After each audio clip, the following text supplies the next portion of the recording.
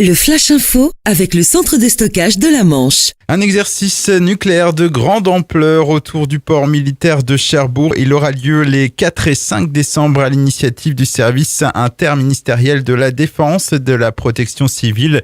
La population devrait être invitée à se mettre à l'abri dans un rayon de 2 km avec même une évacuation dans un périmètre plus restreint. Plusieurs points de bouclage seront également mis en place sur les routes d'entrée de Cherbourg.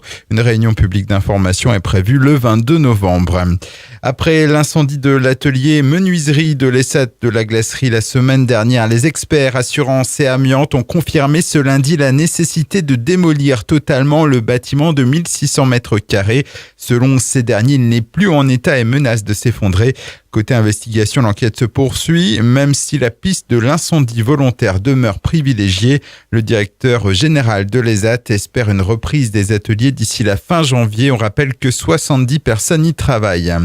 Un blocage à la maison d'arrêt de Cherbourg. Le mouvement est prévu le jeudi 15 novembre prochain par une vingtaine de surveillants pénitentiaires. Ils dénoncent les récentes sanctions disciplinaires qui leur ont été infligées par leur direction suite aux grèves du début d'année. 5 blessés dans une collision entre un car scolaire et une voiture. L'accident s'est produit tôt hier matin en plein centre-ville de Coutances. La conductrice de la voiture, une femme d'une soixantaine d'années, a dû être désincarcérée. En urgence relative, elle a été transportée au centre hospitalier mémorial de Saint-Lô.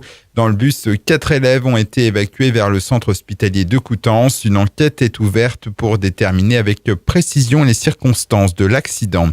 La campagne de pêche de la coquille Saint-Jacques débutera le 12 novembre en baie de Seine, soit de Barfleur jusqu'au cap d'Antifère. Et cette année, la ressource s'annonce exceptionnelle avec 63 000 tonnes de coquilles selon les données d'Ifremer. Près de 220 bateaux sont attendus pour cette édition 2018. Et puis les animations du marché de Noël à Cherbourg commencent à se dévoiler, même si l'information n'est pas encore officielle. La patinoire et la piste de luge devraient être reconduites pour la 5e année consécutive. Le champion du monde de patinage artistique Brian Joubert pourrait même venir en démonstration le dimanche 9 décembre. Le Flash Info vous a été présenté par Landra, centre de stockage de la Manche à Digoulville. Pour en savoir plus et visiter notre centre, 0810 120 172, coup d'un appel local.